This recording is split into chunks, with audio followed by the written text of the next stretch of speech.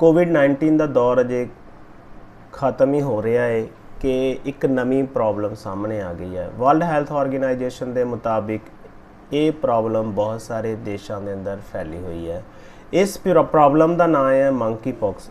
ये एक बीमारी है जो कि मंकी पॉक्स नाम के वायरस तो होंदी है तो ये वायरस एनीमल्स टू ह्यूमन तक फैलता है, जानवरों तो इंसानों तक पहुँचता है तो फिर इंसानों तो इंसानों तक ये बीमारी होने लग जाती है। तो मंकी पॉक्स इस बीमारी का नाम इस करके है कि 1958 ਦੇ ਵਿੱਚ ਇਹ बीमारी ਨੂੰ पहली बार देखा गया था। तो उस टाइम ये बांदरां ਦੇ अंदर पाई गई सी, तो इसलिए इसनों मंकी पॉक्स कहा जाता है। तुसीं स्मॉल पॉक्स का नाम तो सुनिया होएगा, बिल्कुल उस तरह के सिम्पटम्स होंदे ने इसके, पर ये उहदे नालों थोड़ी खतरनाक घट होंदी है। स्मॉल पॉक्स ज़्यादा खतरनाक होंदी है। स्मॉल पॉक्स दुनिया की पहली ऐसी बीमारी थी जिसनों कंप्लीटली इरेडिकेट कर दिता गया सीगा। 1980 के अंदर पूरे दुनिया के विच स्मॉल पॉक्स के टीके लगाने बंद कर दिते गए सी। बट 1970 के अंदर ये बीमारी एक कुछ सालों के मुंडे नूं देखण नूं मिली कांगो के अंदर, तो वो बीमारी का नाम सी मंकी पॉक्स, जिसके सिम्पटम स्मॉल पॉक्स तो डिफरेंट सीगे। तो अज असी गल करांगे कि मंकी पॉक्स की बीमारी है, इसके लक्षण की हैं, ये कित्थों हुंदी है, ये किवें फैलदी है, इसनों किवें रोकिया जा सकता है, तो इसकी की कोई वैक्सीन मौजूद है कि नहीं है, तो ये कितनी को खतरनाक है। दोस्तों मेरा नाम है मोहम्मद शफीक तो तुसी देख रहे हो SPS अकैडमी फॉर एक्सीलेंस। अगर तुसी साडे चैनल के उपर नवे हो तो इसनों सबसक्राइब जरूर करो। सानू तुसी फेसबुक के उपर भी इसे नाम के उपर फॉलो कर सकते हो। चलो गल करते हैं मंकी पॉक्स के बारे। तो जिवें मैं पहला भी कहा है कि मंकी पॉक्स वायरस इंसानों को इन्फेक्ट करता है, जिस दे नाल ये बीमारी फैलती है। ये वायरस जानवरों तो इंसानों तक आता है, मतलब जानवरों के अंदर ये वायरस होंदा है तो फिर उन्हां तो किसी कॉन्टैक्ट दे नाल, किसी भी फिजिकल कॉन्टैक्ट दे नाल ये इंसानों को इन्फेक्ट कर दिंदा है। हुण गल करिए कि मंकी पॉक्स जिहड़ी हैगी आम तौर पर कित्थे पाई जाती है। जिवें मैं पहला भी कह चुकिया कि 1970 दे विच पहला केस देखा गया सीगा। एक 10 साल तो घट उम्र का लड़का सी, उसनों मंकी पॉक्स के सिम्पटम देखने को मिले। ये देश की गल है कांगो की, अफ्रीका का एक कंट्री है कांगो, उत्थे देश के अंदर प्रॉब्लम मिली। तो उस तो बाद ये प्रॉब्लम बड़े सारे देशों के अंदर मिली। वैस्ट अफ्रीका के कंट्रीज सीगे बहुत सारे, उत्थे अज भी ये प्रॉब्लम थोड़ी बहुत देखने को मिलती है। इस तरह सेंट्रल अफ्रीका के कंट्रीज हैगे सी, तो जिहड़े सेंट्रल अफ्रीका वाले वायरस का टाइप हैगा या मंकी पॉक्स ने, वो ज़्यादा खतरनाक है as compared to the west Africa. ये तो अफ्रीका के देशों की गल सीगी। पर हुण की प्रॉब्लम है, हुण प्रॉब्लम की है, वर्ल्ड हैल्थ ऑर्गेनाइजेशन के मुताबिक ये मंकी पॉक्स नाम की बीमारी उन्हां कंट्रीज़ के अंदर मिली है जिहड़े कि अफ्रीकन कंट्रीज़ नहीं हैगे, जिथे पहला मंकी पॉक्स के केस देखने को मिले नहीं हैगे। तो इस वक्त वड्डा चिंता का विषय इहो है कि ये उन्हां देशों के अंदर बीमारी किवें आ गई। यूरोपीयन कंट्रीज़ के अंदर, कैनेडा के अंदर, तो इस तरह होर भी कई कंट्रीज जिमें आस्ट्रेलिया के अंदर ये केसिस देखने को मिले हैगे ने, स्पेन के अंदर, पुर्तगाल के अंदर, इजराइल के अंदर, इस तरह होर कई कंट्रीज़ ने यूरोप के जिथे मंकी पॉक्स के केसिस मिले ने। सो मंकी पॉक्स जिहड़ी हैगी है इस वक्त गल चिंता का विषय बीमारी नॉन एंडेमिक कंट्रीज़ के अंदर, जिथे आम तौर पर बीमारी नहीं मिलती।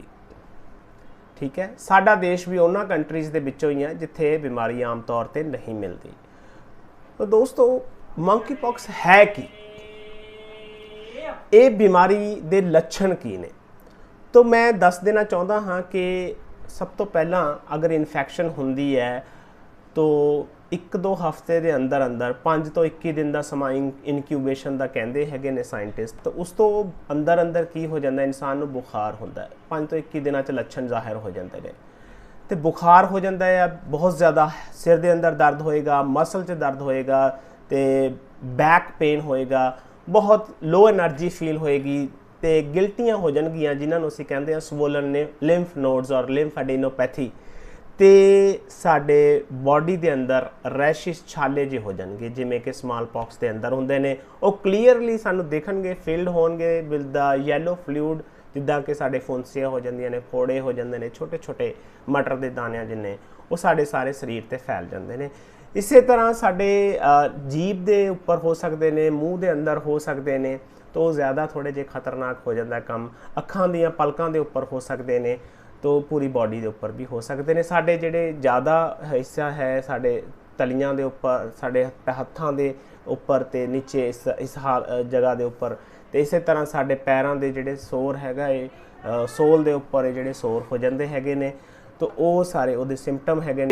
तो साढ़े माउथ ते जैनीटल्स ते अखां के उपर भी ये ਜਿਹੜੇ ਲੀਜ਼ਨਸ ਹੈਗੇ ਨੇ, ਰੈਸ਼ਿਸ ਹੈਗੇ ਨੇ, ਦੇਖਣ ਨੂੰ ਮਿਲ ਸਕਦੇ ਨੇ। ਤੇ ਇਹ ਜਿਹੜੀ ਕੰਡੀਸ਼ਨ ਹੈਗੀ ਹੈ 2 ਤੋਂ 4 ਹਫ਼ਤਿਆਂ ਤੱਕ ਰਹਿ ਸਕਦੀ ਹੈ, ਤੇ ਉਸ ਤੋਂ ਬਾਅਦ ਕੀ ਹੁੰਦਾ ਆ, ਆਪਣੇ ਆਪ ਬਿਨਾਂ ਕਿਸੇ ਟ੍ਰੀਟਮੈਂਟ ਤੋਂ ਇਹ ਠੀਕ ਹੋਣੀ ਸ਼ੁਰੂ ਹੋ ਜਾਂਦੀ ਹੈ। ਅਗਰ ਤੁਹਾਨੂੰ ਇਹ ਸਿੰਪਟਮਸ ਹੈਗੇ ਨੇ ਤਾਂ ਤੁਸੀਂ ਡਾਕਟਰ ਨਾਲ ਗੱਲ ਜ਼ਰੂਰ ਕਰੋ, ਪਰ ਪ੍ਰੀਕਾਸ਼ਨ ਦੇ ਨਾਲ, ठीक है। वो प्रिकाशन किहड़ियां ने असीं उन्हां बारे भी गल करांगे। सो डॉक्टर जिहड़ा है तुहानूं सारे सिम्पटम पढ़न तो बाद फिर तुहानूं दसेगा कि की प्रॉब्लम हैगी है। किन्नी क खतरनाक है यह बीमारी मंकी पॉक्स। तो दोस्तों वर्ल्ड हैल्थ ऑर्गेनाइजेशन की रिपोर्ट के मुताबिक 3 ਤੋਂ 6% लोगों का ही अजे तक पता लगे है कि जिन्हों की मौत होती है। तो इन्नी खतरनाक नहीं है, बट खतरनाक है अगर सिम्पटम और केस सवीयर हो जाए, खतरनाक हो जाता है, ਜਾਂ इंसान की सेहत ठीक ना हो, ਜਾਂ ਤੁਹਾਨੂੰ कोई होर बीमारी भी पहला तो हैगी है, तो ਤੁਹਾਨੂੰ मंकी पॉक्स की इन्फेक्शन होगी तो ਡੈਥ ਦਾ ਕਾਰਨ ਬਣ ਸਕਦੀ ਹੈ। 3 ਤੋਂ 6% ਲੋਕਾਂ ਦੀ ਹੀ ਅਜੇ ਤੱਕ ਡੈਥ ਦਾ ਦੇਖਿਆ ਗਿਆ ਮਾਮਲਾ। ਤੇ ਬੱਚਿਆਂ ਨੂੰ ਇਹ ਇਨਫੈਕਸ਼ਨ ਬਹੁਤ ਜ਼ਿਆਦਾ ਹੋਣ ਦੇ ਚਾਂਸਸ ਹੁੰਦੇ ਨੇ। ਉਹਨਾਂ ਲੋਕਾਂ ਨੂੰ ਬਿਮਾਰੀ ਹੋਣ ਦੇ ਚਾਂਸਸ ਜ਼ਿਆਦਾ ਹੁੰਦੇ ਨੇ ਜਿਨ੍ਹਾਂ ਦਾ ਇਮਿਊਨ ਸਿਸਟਮ ਬਹੁਤ ਕਮਜ਼ੋਰ ਹੈ, ਤੇ ਉਹਨਾਂ ਦੀ ਡੈਥ ਹੋਣ ਦੇ ਵੀ ਚਾਂਸਸ ਜ਼ਿਆਦਾ ਹੁੰਦੇ ਨੇ। तो जिवें मैं पहला कहा कि ये बीमारी जानवरों तो इंसानों नूं लगती है, तो किवें लगती है? अगर किसी जानवर नूं ये वायरस का प्रॉब्लम है तो असीं उहदे फिजिकल कॉन्टैक्ट दे विच असीं उहनूं छू लिया, उहदे जख्मां नूं छू लिया, तो सानूं बीमारी होने के चांसिस हो सकते हैं। दूसरी गल ये रोडेंट्स ते नॉन ह्यूमन प्राइमेट्स तो इंसानों नूं हुंदी है, तो वो आम तौर पर बांदर आते हैं, ਜਾਂ फिर एक टाइप का रैट भी आता है। तो साढ़े जड़ियाँ स्क्वायरल्स होंदियां ने जिन्हों असीं काटो कहने आ, उन्हां तो भी सानूं ये बीमारी लग सकती है अगर वो इन्फेक्टेड ने तां। ਜਾਂ फिर होर की कारण हो सकता है, तुसीं एनीमल जिहड़ा बीमार सीगा उहदा मीट खा लिया, चंगी तरह पका के ना खादा, जां उहदा ब्लड का कोई हिस्सा तुसीं यूज़ कर लिया, तो उस तरह ये बीमारी इंसान नूं हो सकती है। तो इंसान नूं होगी तो फिर अगे होर इंसानां नूं भी वो इन्फेक्ट कर सकता है। तो परसन टू परसन जिहड़ी ये बीमारी फैलदी है, आम तौर पर जिहड़े बंदे नूं सिम्पटम हैगे ने वो बंदे तो दूसरे बंदे नूं बीमारी फैल सकती है। अगर किसी बंदे नूं सिम्पटम नहीं हैगे, लक्षण नहीं हैगे बीमारी दे, तो वो बीमारी फैला सकता है या नहीं, इस दे बारे अजे कोई खुलासा नहीं होया। सो दोस्तों अगर किसी बंदे नूं बीमारी है तो दूसरिਆਂ ਨੂੰ भी इन्फेक्ट कर सकता है। वो किमें इन्फेक्ट कर सकता है, तुसी उसकी बॉडी के रैश, बॉडी फ्लूइड जिहड़ा कहंदे आपां, तो ਉਹਦੇ कॉन्टैक्ट ਦੇ ਵਿੱਚ आ गए, उसके कपड़िਆਂ ਦੇ कॉन्टैक्ट 'ਚ आ गए, उसके बैड के उपर बैठ गए, ਜਾਂ फिर तुसी उसका टावल यूज़ कर लिया, उसका जूठा भांडा यूज़ कर लिया, ਜਾਂ उसते लगाई हुई हथ लगाई हुई चीज़ यूज़ कर ली तुसी, तो वो किसी भी तरीके दे नाल ਤੁਹਾਨੂੰ हो सकती है। तो ये जिहड़ी बीमारी है मंकी पॉक्स, ये एक छूत की बीमारी है।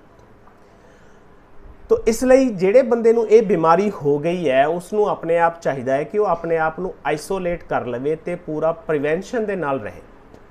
हुण अगर कोई बंदा इस तरह का है कि जिसकी सानूं केयर करनी पैगी, बजुर्ग है कोई या बच्चा है, तो सानूं की चाहिए है कि वो बंदे नूं भी मास्क लगा के रखिए, तो असी भी खुद मास्क लगाइए प्रॉपर, तो साढ़े ग्लव्स पहने हुए होन, तो प्रॉपर असी एक ड्रैसिंग करके उसके नाल उसकी टेक केयर करिए ताकि वो वायरस सानू ना लग सके। तो सानू वो सारे ग्लव्स सिंगल टाइम यूज़ करने ने, वो जिहड़ा मास्क है सिंगल टाइम यूज़ करके सुट देना है, तो फिर साने पूरी बॉडी नूं अपनी नूं स्टरलाइज करना है, ताकि हर बार स्टरलाइज करना ताकि वो बंदे तो सानू वायरस की प्रॉब्लम ना आ जाए। तो इस तरह इस डिजीज़ तो साने बचना है, ठीक है। तो ਹੁਣ ਇਹ ਬਿਮਾਰੀ ਉਹਨਾਂ ਲੋਕਾਂ ਨੂੰ ਵੀ ਹੋ ਸਕਦੀ ਹੈ ਜਿਹੜੇ ਮੈਡੀਕਲ ਹੈਲਥ ਕੇਅਰ ਦੇ ਲੋਕ ਹੈਗੇ ਨੇ, ਡਾਕਟਰਸ ਤੇ ਜਾਂ ਨਰਸਿਸ ਨੇ, ਉਹਨਾਂ ਨੂੰ ਵੀ ਇਹ ਪ੍ਰੋਬਲਮ ਹੋ ਸਕਦੀ ਹੈ ਕਿਉਂਕਿ ਉਹਨਾਂ ਦਾ ਐਕਸਪੋਜ਼ਰ ਜ਼ਿਆਦਾ ਹੈ ਪੇਸ਼ੈਂਟ ਦੇ ਨਾਲ। ਅਗਰ ਮੰਕੀ ਪੌਕਸ ਦੇ ਪੇਸ਼ੈਂਟ ਉਸ ਨੂੰ ਜ਼ਿਆਦਾ ਮਿਲ ਰਹੇ ਨੇ ਤੇ ਅਲਟੀਮੇਟਲੀ ਉਹ ਕਿਤੇ ਨਾ ਕਿਤੇ ਕੋਈ ਗਲਤੀ ਹੋ ਗਈ ਪ੍ਰੀਕਾਸ਼ਨ ਲੈਣ ਦੇ ਵਿੱਚ, ਦੈਨ ਇਹ ਬਿਮਾਰੀ ਹੋਣ ਦੇ ਚਾਂਸਿਸ ਬਹੁਤ ਜ਼ਿਆਦਾ ਨੇ। ਸੋ ਜਿਵੇਂ ਮੈਂ ਪਹਿਲਾਂ ਕਿਹਾ ਹੈ, ਬੱਚੇ ਤੇ ਉਹ ਲੋਕ ਜਿਨ੍ਹਾਂ ਦਾ ਇਮਿਊਨ ਸਿਸਟਮ ਸਟਰੋਂਗ ਨਹੀਂ ਹੈਗਾ, ਉਹਨਾਂ ਨੂੰ ਇਸ ਦੇ ਹੋਣ ਦੇ ਬਹੁਤ ਜ਼ਿਆਦਾ ਚਾਂਸ ਹੈਗੇ ਨੇ, ਠੀਕ ਹੈ। ਤੋ ਇਸ ਤੋਂ ਬਚਣ ਦੇ ਲਈ ਮੈਂ ਜਿਵੇਂ ਦੱਸਿਆ ਹੈਗਾ ਆ, ਉਹੀ ਪ੍ਰੀਕਾਸ਼ਨਸ ਲੈਣ ਦੀ ਲੋੜ ਹੈਗੀ ਹੈ ਜਿਹੜੀਆਂ ਕਿ ਅਸੀਂ ਕੋਵਿਡ-19 ਦੇ ਲਈ ਲੈਂਦੇ ਸੀਗੇ। ਉਹ ਸਾਰੀਆਂ ਪ੍ਰੀਕਾਸ਼ਨਸ ਲੈਣ ਦੀ ਲੋੜ ਹੈ ਤੇ ਫਿਰ ਇਸ ਬਿਮਾਰੀ ਤੋਂ ਬਚਿਆ ਜਾ ਸਕਦਾ। ਅਗਰ ਕਿਸੇ ਨੂੰ ਸਿੰਪਟਮ ਨਜ਼ਰ ਆਉਂਦੇ ਨੇ, ਬੁਖਾਰ ਹੁੰਦਾ ਹੈ, ਸਿਰ ਦੇ ਵਿੱਚ ਬਹੁਤ ਦਰਦ ਹੈ, ਬੈਕ ਪੇਨ ਹੈ ਤੇ ਮਸਲ ਪੇਨ ਹੈ ਤੇ ਉਸ ਤੋਂ ਬਾਅਦ ਇਹ ਰੈਸ਼ਿਸ ਪੈ ਜਾਂਦੇ ਨੇ, ਤਾਂ ਉਹ ਡਾਕਟਰ ਨੂੰ ਵਿਜ਼ਿਟ ਕਰਕੇ ਆਪਣੀ ਬਿਮਾਰੀ ਦਾ ਚੈੱਕਅਪ ਕਰਾਵੇ। ਤੋ ਡਾਕਟਰ ਉੱਥੇ ਟੈਸਟ ਲਈ ਭੇਜਣਗੇ, ਜਿਹੜਾ DNA ਟੈਸਟ ਕਰਿਆ ਜਾਂਦਾ, PCR ਜਿਹੜਾ ਪੋਲੀਮਰੇਜ਼ ਚੇਨ ਰਿਐਕਸ਼ਨ ਦਾ ਟੈਸਟ ਹੈਗਾ ਆ, ਉਸ ਦੇ ਨਾਲ ਇਸ ਬਿਮਾਰੀ ਦੇ ਜਿਹੜਾ ਵਾਇਰਸ ਆ ਉਸ ਨੂੰ ਡਿਟੈਕਟ ਕੀਤਾ ਜਾਂਦਾ, ਜਾਂ ਫਿਰ DNA ਸੀਕੁਐਂਸਿੰਗ ਵੀ ਕਰੀ ਜਾਂਦੀ ਹੈ ਤੋ ਤਾਂ ਕਿ ਇਹ ਐਗਜ਼ੈਕਟ ਪਤਾ ਲੱਗ ਸਕੇ ਕਿ ਹਾਂ ਬਈ ਇਹ ਮੰਕੀ ਪੌਕਸ ਵਾਇਰਸ ਦੇ ਨਾਲ ਹੀ ਬਿਮਾਰੀ ਹੋਈ ਹੈ। ਸੋ ਅਸੀਂ ਆਪਣੇ ਹੱਥਾਂ ਨੂੰ ਸਾਫ਼ ਕਰਦੇ ਰਹਿਣਾ ਹੈ ਤੇ ਕਿਸੇ ਦਾ ਟਾਵਲ, ਬੈੱਡਸ਼ੀਟ ਜਾਂ ਪਰਸਨ ਦੀਆਂ ਭਾਂਡੇ ਅਸੀਂ ਟੱਚ ਨਹੀਂ ਕਰਨੇ ਹੈਗੇ। ਤੇ ਅਗਰ ਜਿਹੜਾ ਬੰਦਾ ਹੈ ਜਿਹਨੂੰ ਬਿਮਾਰੀ ਹੈਗੀ ਹੈ, ਮੰਕੀ ਪੌਕਸ ਦਾ ਪੇਸ਼ੈਂਟ ਹੈ, ਉਸ ਨੂੰ ਅਸੀਂ ਸਾਰੀਆਂ ਚੀਜ਼ਾਂ ਉਸ 'ਤੇ ਯੂਜ਼ ਕਰਨ ਵਾਲੀਆਂ ਜਦੋਂ ਅਸੀਂ ਵਾਸ਼ ਕਰਨੀਆਂ ਨੇ ਗਰਮ ਪਾਣੀ ਦੇ ਨਾਲ ਤੇ ਚੰਗੇ ਡਿਟਰਜੈਂਟ ਦੇ ਨਾਲ ਅਸੀਂ ਸਾਫ਼ ਕਰਨੀਆਂ ਨੇ। ਹੁਣ ਬੱਚਿਆਂ ਨੂੰ ਚਾਂਸਿਸ ਬਹੁਤ ਹੈਗੇ ਨੇ, ਮੈਂ ਜਿਵੇਂ ਪਹਿਲਾਂ ਵੀ ਦੱਸਿਆ ਹੈਗਾ ਹੈ ਕਿ ਬਿਮਾਰੀ ਹੋਣ ਦੇ ਉਹਨਾਂ ਦੀ ਡੈਥ ਹੋਣ ਦੇ ਵੀ ਬਹੁਤ ਜ਼ਿਆਦਾ ਚਾਂਸਿਸ ਹੋ ਜਾਂਦੇ ਨੇ। ਅਗਰ ਇਹ ਬਿਮਾਰੀ ਦੀ ਕੋਈ ਵੈਕਸੀਨ ਹੈਗੀ ਹੈ ਮੰਕੀ ਪੌਕਸ ਦੀ ਵੈਕਸੀਨ ਫਿਲਹਾਲ ਤਾਂ ਨਹੀਂ ਹੈ, ਲੇਕਿਨ ਜਿਹੜੇ ਲੋਕਾਂ ਨੂੰ ਸਮਾਲ ਪੌਕਸ ਦੀ ਵੈਕਸੀਨ ਲੱਗੀ ਹੋਈ ਹੈ ਉਹਨਾਂ ਦੇ ਉੱਪਰ ਜ਼ਿਆਦਾ ਅਸਰ ਨਹੀਂ ਕਰਦੀ। ਤਾਂ 85% ਉਹ ਸਮਾਲ ਪੌਕਸ ਵੈਕਸੀਨ ਜਿਹੜੀ ਹੈਗੀ ਹੈ ਲੋਕਾਂ ਦੇ ਉੱਪਰ ਕਾਰਗਰ ਹੈ, ਉਹ ਮੰਕੀ ਪੌਕਸ ਦੇ ਉੱਪਰ ਅਸਰ ਕਰਦੀ ਹੈ।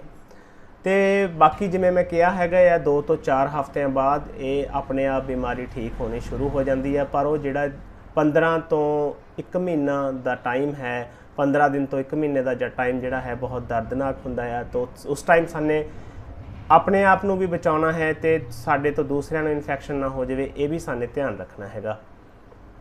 ਤੋ ਗੱਲ ਟ੍ਰੀਟਮੈਂਟ ਦੀ, ਜਿਵੇਂ ਮੈਂ ਕਹਿ ਰਿਹਾ ਹੈਗਾ ਆ ਕਿ ਅਜੇ ਤੱਕ ਇਸ ਦੀ ਕੋਈ ਪ੍ਰੋਪਰ ਵੈਕਸੀਨ ਨਹੀਂ ਹੈਗੀ, ਬਟ ਹਾਂ ਕੁਛ ਦਵਾਈਆਂ ਹੈਗੀਆਂ ਨੇ ਜਿਨ੍ਹਾਂ ਨੂੰ ਅਸੀਂ ਜਿਹੜੀਆਂ ਜੇ ਕੁਛ ਹੱਦ ਤੱਕ ਅਸਰ ਕਰਦੀਆਂ ਨੇ। ਸਮਾਲ ਪੌਕਸ ਦੀਆਂ ਜਿਹੜੀਆਂ ਦਵਾਈਆਂ ਹੈਗੀਆਂ ਨੇ ਉਹ ਕੰਮ ਕਰਦੀਆਂ ਨੇ, ਸੋ ਉਹ ਵੀ ਕੈਨ ਯੂਜ਼। ਇਸੇ ਤਰ੍ਹਾਂ ਇੱਕ ਸਮਾਲ ਪੌਕਸ ਦੀ ਵੈਕਸੀਨ ਹੈ MVABN, ਜਿਹਨੂੰ ਕਿ ਜਿਹੜਾ ਹੈਗਾ ਆ ਇਮਾਵਿਨੈਕਸ ਵੀ ਕਿਹਾ ਜਾਂਦਾ ਹੈ, ਜੋ ਕਿ 2019 ਦੇ ਅੰਦਰ ਬਣਾਈ ਗਈ ਸੀਗੀ। ਤਾਂ ਉਹ ਵੀ ਜਿਹੜੀ ਹਜੇ ਇੰਨੀ ਜ਼ਿਆਦਾ ਅਵੇਲੇਬਲ ਨਹੀਂ ਹੈਗੀ, ਉਹ ਅਸਰ ਕਰਦੀ ਹੈ ਇਸ ਦੇ ਉੱਪਰ। ਓਵਰਆਲ ਗੱਲ ਹੈਗੀ ਹੈ ਕਿ ਇੰਨੀਆਂ ਜ਼ਿਆਦਾ ਹਜੇ ਦਵਾਈਆਂ ਨਹੀਂ ਹੈਗੀਆਂ ਜਿਹੜੀਆਂ ਮੰਕੀ ਪੌਕਸ ਦੇ ਉੱਪਰ ਅਸਰ ਕਰਨ। ਹੁਣ ਇਹ ਦੁਨੀਆ ਦੇ ਵਿੱਚ ਫੈਲ ਸਕਦੀ ਹੈ? ਜੀ ਹਾਂ, ਫੈਲ ਸਕਦੀ ਹੈ। ਅਗਰ ਇਨਫੈਕਟਡ ਪਰਸਨ ਇੱਕ ਕੰਟਰੀ ਤੋਂ ਦੂਜੇ ਕੰਟਰੀ ਵਿਜ਼ਿਟ ਕਰ ਲੈਂਦਾ ਹੈ ਤੇ ਉੱਥੇ ਉਹਦਾ ਕੰਟੈਕਟ ਹੋ ਜਾਂਦਾ, ਫਿਜ਼ੀਕਲੀ ਕੰਟੈਕਟ ਹੋ ਜਾਂਦਾ ਹੈ। ਤਾਂ ਰਿਸਕ ਗਰੁੱਪ ਕਿਹੜੇ ਨੇ, ਇਹ ਬਹੁਤ ਜ਼ਿਆਦਾ ਜਾਣਨ ਦੀ ਜ਼ਰੂਰਤ ਹੈ। ਤਾਂ ਬੱਚਿਆਂ ਨੂੰ ਬਹੁਤ ਜ਼ਿਆਦਾ ਹੋ ਸਕਦੀ ਹੈ, ਇਮਿਊਨੋ ਕੰਪਰੋਮਾਈਜ਼ਡ ਪਰਸਨਸ ਨੂੰ ਹੋ ਸਕਦੀ ਹੈ, ਤੇ ਉਹ ਲੋਕ ਜੋ ਕਿ ਗੈਰ ਮਨੁੱਖੀ ਤਰੀਕੇ ਦੇ ਨਾਲ ਸੈਕਸ ਕਰਦੇ ਨੇ ਉਹਨਾਂ ਨੂੰ ਇਹ ਪ੍ਰੋਬਲਮ ਬਹੁਤ ਹੋ ਸਕਦੀ ਹੈ। ਗੇਜ਼ ਨੂੰ ਇਹ ਪ੍ਰੋਬਲਮ ਬਹੁਤ ਜ਼ਿਆਦਾ ਚਾਂਸਿਸ ਨੇ ਹੋਣ ਦੇ, ਤੇ ਬਹੁਤ ਸਾਰੇ ਕੇਸਾਂ ਦੇ ਅੰਦਰ ਜਿਹੜੇ ਪੇਸ਼ੈਂਟ ਮਿਲੇ ਨੇ ਉਹ ਗੇਜ਼ ਸੀਗੇ। ਉਹ ਲੋਕਾਂ ਦਾ ਜਿਹੜਾ ਹੈਗਾ ਵਰਲਡ ਹੈਲਥ ਆਰਗੇਨਾਈਜੇਸ਼ਨ ਨੇ ਉਹਨਾਂ ਦੇ ਲਈ ਇੱਕ ਸਪੈਸ਼ਲ ਮੈਂਸ਼ਨ ਕਰਕੇ ਵੀ ਇਹ ਆਰਟੀਕਲ ਲਿਖਿਆ ਕਿ monkeypox public health advice for gay, bisexual and other men who have sex with men. So ਉਹਨਾਂ ਨੂੰ ਪ੍ਰੋਬਲਮ ਹੋਣ ਦੇ ਬਹੁਤ ਜ਼ਿਆਦਾ ਚਾਂਸ ਨੇ। ਸੋ ਦੋਸਤੋ, ਅਗਰ ਇਨਸਾਨ ਗੈਰ ਮਨੁੱਖੀ ਕੰਮ ਕਰਦਾ ਹੈ ਤਾਂ ਰੱਬ ਦਾ, ਪਰਮਾਤਮਾ ਦਾ ਕਹਿਰ ਆਉਂਦਾ ਹੈ। ਤਾਂ ਉਸ ਤੋਂ ਬਚਣ ਦੇ ਲਈ ਸਾਨੂੰ ਗੈਰ ਮਨੁੱਖੀ ਕੰਮ ਬਿਲਕੁਲ ਨਹੀਂ ਕਰਨੇ ਚਾਹੀਦੇ। तो इस चीज़ को अवॉइड करना चाहिए हैगा। ये सैक्शुअली ट्रांसमिटेड इन्फेक्शन भी हो सकती है, तुहाडे पार्टनर तो तुहानू हो सकती है, ਤੇ ਤੁਹਾਡੇ ਤੋਂ ਤੁਹਾਡੇ ਪਾਰਟਨਰ ਨੂੰ ਹੋ ਸਕਦੀ ਹੈ, ਮਾਂ ਤੋਂ ਬੱਚੇ ਦੇ ਪੈਦਾ ਹੋਣ ਵਾਲੇ ਬੱਚੇ ਨੂੰ, ਫੀਟਸ ਨੂੰ ਵੀ ਹੋ ਸਕਦੀ ਹੈ, ਜਾਂ ਫਿਰ ਪੈਦਾਇਸ਼ ਤੋਂ ਬਾਅਦ ਉਸ ਦੀ ਸਕਿਨ ਨਾਲ ਲੱਗੀ ਬੱਚੇ ਦੇ, ਤਾਂ ਬੱਚੇ ਨੂੰ ਫਿਰ ਵੀ ਇਨਫੈਕਸ਼ਨ ਹੋਣ ਦੇ ਚਾਂਸਸ ਬਹੁਤ ਜ਼ਿਆਦਾ ਨੇ। ਸੋ ਦੋਸਤੋ, ਇਹ ਕੁਝ ਗੱਲਾਂ ਸੀਗੀਆਂ ਮੰਕੀ ਪੌਕਸ ਦੇ ਬਾਰੇ ਵਿੱਚ ਕਿ ਮੰਕੀ ਪੌਕਸ ਹੈ ਕੀ ਚੀਜ਼। ਸੋ ਮੰਕੀ ਪੌਕਸ ਬਹੁਤ ਸਾਰੇ ਕੰਟਰੀਜ਼ ਦੇ ਅੰਦਰ ਫੈਲੀ ਹੋਈ ਹੈ, ਤੇ ਇਸ ਤੋਂ ਬਚਣ ਦਾ ਤਰੀਕਾ ਇਹੀ ਹੈ, ਉਹੀ ਸਾਰੇ ਤੁਸੀਂ ਪ੍ਰੀਕਾਸ਼ਨਸ ਲਓ ਜਿਹੜੀਆਂ ਅਸੀਂ ਕੋਵਿਡ ਤੋਂ ਲੈਂਦੇ ਹਾਂ, ਤੇ ਆਪਣੇ ਆਪ ਨੂੰ ਸੇਫ ਰੱਖੋ, ਆਪਣੇ ਆਲੇ ਦੁਆਲੇ ਆਪਣੇ ਫੈਮਿਲੀ ਮਿੱਤਰਾਂ ਨੂੰ, ਦੋਸਤਾਂ ਨੂੰ, ਫੈਮਿਲੀ ਨੂੰ, ਸਭ ਨੂੰ ਸੇਫ ਰੱਖਣ ਦੀ ਕੋਸ਼ਿਸ਼ ਕਰੋ, ਤੇ ਸਾਫ਼ ਰਹੋ, ਤੇ ਸਾਫ਼ ਰਹਿਣ ਦੇ ਲਈ ਲੋਕਾਂ ਨੂੰ ਐਡਵਾਈਸ ਦਿਓ। ਸੋ ਤੁਸੀਂ ਮੇਰੇ ਨਾਲ SPS ਅਕੈਡਮੀ ਫॉर ਐਕਸੀਲੈਂਸ ਦੇ YouTube ਮਾਧਿਅਮ ਰਾਹੀਂ ਜੁੜੇ ਹੋਏ ਸੀ। ਮਿਲਦੇ ਹਾਂ ਇਸੇ ਤਰ੍ਹਾਂ ਦੀ ਕੋਈ ਹੋਰ ਜਾਣਕਾਰੀ ਲੈ ਕੇ। ਇਜਾਜ਼ਤ ਦਿਓ। ਜੈ ਹਿੰਦ।